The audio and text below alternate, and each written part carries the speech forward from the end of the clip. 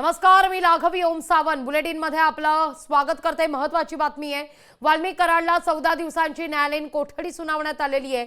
खंडणी आणि मकोका या सगळ्या प्रकरणामध्ये 14 दिवसांची न्यायालयीन कोठडी आहे। खंडणी आणि मकोकाचा गुन्हा दाखल झाल्यानंतर ही कोठडी सुनावण्यात येते।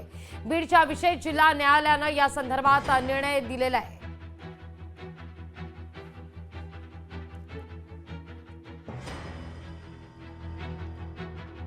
बीड सरपंच हत्या प्रकरणातील प्रमुख आरोपी वाल्मिक कराडची पोलीस कोठडी आज संपली आहे।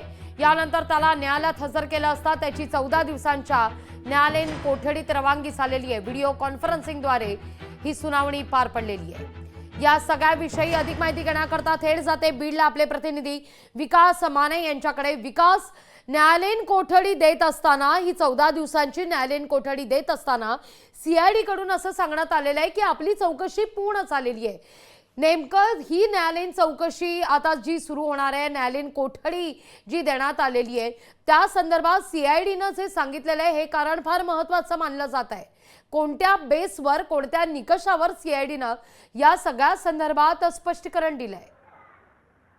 लागवीजी, थोडक्यात आपण हे प्रकरण जे आहे वाल्मिक कराडवरती कोणते कुठले गुन्हे दाखल आहेत हे जाणून घेऊया। खरं तर वाल्मिक कराड याच्यावरती सुरुवातीला सगळ्यात आधी खंडणी प्रकरणाचा गुन्हा जो आहे तो नोंदवण्यात आलेला आहे। केज पोलीस ठाण्यामध्ये हा गुन्हा नोंदवण्यात आला होता। 2 कोटींची खंडणी मागितल्या प्रकरणी सर्वात आधी हा जो गुन्हा आहे तो नोंदवण्यात आला होता। त्याच्यानंतर मकोका अंतर्गत कारवाई करण्यात आली होती आणि याच मकोका अंतर्गत जी कारवाई झालेली आहे त्याचीच सुनावणी आज बीडच्या जिल्हा विशेष सत्र न्यायालयामध्ये होती। आणि याच अनुषंगाने जर पाहिलं तर व्हीसीद्वारे ज्यावेळेस कराडला हजर करण्यात आलं होतं त्याच दरम्यान कराडचे वकील आणि त्याबरोबरच सीआयडीचे अधिकारी, एसआयटीचे अधिकारी हे दोन्हीही या ठिकाणी उपस्थित होते। अवघ्या 5 मिनिटांमध्ये हे जे काही दोन्ही पक्ष आहेत ते न्यायालयासमोर हजर राहिले। आणि या दरम्यान जर पाहिलं तर सीआयडीच्या माध्यमातून युक्तिवाद जो झाला होता तो म्हणजे प्रमुख झाला असा की या ठिकाणी जे काही वाल्मिक कराडची जी काही चौकशी करायची होती ती तुर्तास तरी आता पूर्ण झालेली आहे। मात्र ज्यावेळेस त्यांना या संपूर्ण प्रकरणामध्ये चौकशी करावी लागणार आहे त्यावेळेस मात्र त्यांची कस्टडी जी आहे ती घेतली जाऊ शकते। त्यामुळेच या ठिकाणी महत्त्वाचा असा युक्तिवाद आपल्याला पाहायला मिळाला होता। आणि आतापर्यंत वाल्मिक कराड याच्या वकिलाकडून कुठलाही जामिनासाठी अर्ज करण्यात आलेला नाहीये, कारण की 2 स्वतंत्र हे संपूर्ण प्रकरण आहेत। एकतर खंडणीचं प्रकरण आहे आणि एकतर मकोका अंतर्गत जी कारवाई झालेली आहे ती कारवाई। कारण की खंडणीच्या प्रकरणामध्ये यापूर्वीच कराडला 14 दिवसांची न्यायालयीन कोठडी जी आहे ती सुनावण्यात आली होती। त्याच्यानंतर जामिनासाठी अर्ज जो आहे तो दाखल करण्यात आला होता। मात्र यानंतर एसआयटीने संतोष देशमुख हत्या प्रकरणामध्ये मकोका अंतर्गत जी कारवाई झालेली आहे त्या कारवाईच्या अंतर्गत कराडला एसआयटीने ताब्यात घेतलेलं होतं आणि ती एसआयटीची 7 दिवसांची कोठडी झाल्याच्या नंतर आज कराडला बीडच्या जिल्हा विशेष सत्र न्यायालयामध्ये समोर हजर करण्यात आलं होतं। आणि त्याच नंतर 14 दिवसांची ही न्यायालयीन कोठडी जी आहे ती सुनावण्यात आलेली आहे। ज्यावेळेस तपास यंत्रणेला गरज भासेल त्यावेळेस कुठल्याही क्षणी कस्टडी जी आहे ती घेतली जाणार आहे। सध्या मी कराडला आणण्यात आलेला आहे त्याच ठिकाणी आहे। काही वेळामध्येच त्याची जी आरोग्य तपासणी आहे ती केली जाईल आणि त्याच्यानंतर न्यायालयीन कोठडीमध्ये रवानगी जी आहे ती केली जाणार आहे। विकास, आता जसं तुम्ही म्हणताय की या ठिकाणी वाल्मिक कराडला आरोग्य तपासणी करता आणण्यात आलेले, वैद्यकीय चाचणी त्याची केली जाणार आहे। एक अशी माहिती मिळतीये, त्याने याआधी सुद्धा म्हटलेलं होतं की आपल्याला स्लीप ॲपनी आहे आणि याकरता म्हणून एक आपल्या सोबत एक व्यक्ती द्यावी अशी मागणी मध्यंतरीच्या काळात वाल्मिक कराडनं केलेली होती। आता 14 दिवसांची न्यायालयीन कोठडी सुनावण्यात आल्यानंतर स्लीप ॲपनिया संदर्भात वाल्मिक कराडकडून काही मागणी होताना दिसते का, अशी एक बातमी समोर येते?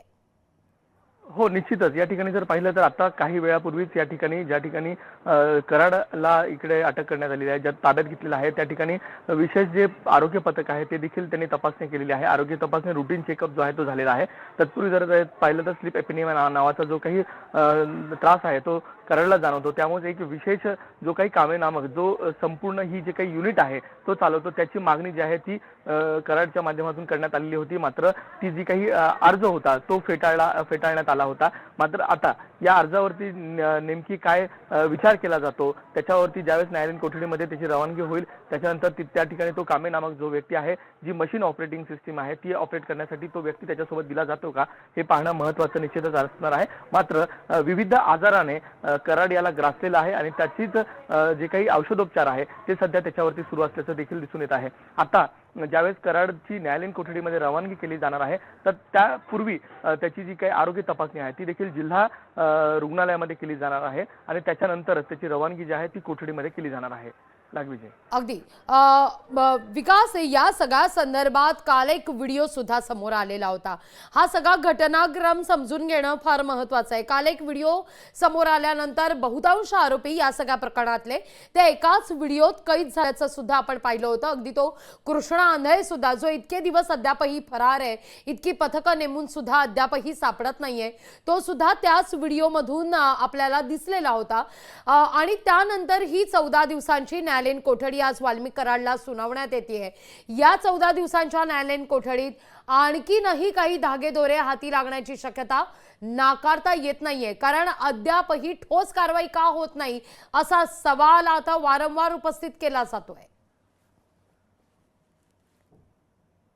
या ठिकाणी आपण निश्चित पाहू शकतो की आज ज्यावेळेस न्यायालयीन प्रक्रिया न्यायालयामध्ये हजर केलं जाणार होतं तत्पूर्वी काल जो आहे एक सीसीटीव्हीचा फुटेज जो आहे तो समोर आला होता आणि यामध्ये ज्यावेळेस खंडणी मागण्यात आली होती ते म्हणजे डिसेंबरमध्ये, त्याच दरम्यान एक जे काही चाटे नामक व्यक्ती आहे जो केजचा तालुकाध्यक्ष होता अजित पवार गटाचा, त्याच्याच या ठिकाणचं जे काही कार्यालय होतं तिथे एक बैठक झाली. त्याच्यामध्ये स्पष्टपणे वाल्मिक कराड या प्रकरणातील जे काही आरोपी आहेत त्यांच्यासोबत त्या कार्यालयामध्ये जाताना आढळून आला होता आणि त्याच सीसीटीव्हीच्या माध्यमातून आजच्या न्यायालयीन प्रक्रियेदरम्यान काही युक्तिवाद होतो का याकडे देखील सर्वांचं लक्ष लागलेलं होतं. मात्र असा कुठलाही युक्तिवाद जो आहे तो न्यायालयामध्ये झालेला नाहीये आणि मात्र जे काही सीसीटीव्ही फुटेज आहे ते तपास यंत्रणेने आपल्या ताब्यात घेतलेलं आहे. त्या अनुषंगाने देखील तपास सुरू असल्याचं या ठिकाणी आपल्याला सूत्रांकडून सांगितण्यात आलेलं आहे. मात्र न्यायालयात मात्र या संपूर्ण सीसीटीव्ही फुटेजच्या वरती कुठलीही चर्चा झाली नव्हती, कुठलाही युक्तिवाद जो आहे तो झालेला नव्हता आणि निश्चितच जे काही आरोपी आहेत, सरपंच देशमुख हत्या प्रकरणातील जे आरोपी आहेत ते वाल्मिक कराड याच्यासोबत या संपूर्ण सीसीटीव्हीच्या फुटेजमध्ये आपल्याला पाहायला मिळाले होते. कारण की ज्या दिवशी खंडणी मागितली होती त्याच दिवशी म्हणजे एक तासभर आधी कराडची आणि जे काही आरोपी आहेत त्यांची बैठक जी आहे ती चाटेच्या कार्यालयावरती झालेली होती आणि ते सीसीटीव्ही फुटेजमधनं स्पष्ट आपल्याला पाहायला मिळत आहे आणि त्या अनुषंगानं ते सीसीटीव्ही जे आहेत ते देखील ताब्यात घेण्यात आलेलं आहे आणि त्या अनुषंगानं देखील तपास जो आहे तो केला जात आहे. लागविजय. अगदी विकास, धन्यवाद तुम्ही दिलेल्या एकूणच या सविस्तर माहिती करता. तुमच्याकडून या सगळ्या संदर्भात सातत्याने अपडेट घेतच राहू. लोकशाही मराठी ऐका, पहा, जागरूक रहा.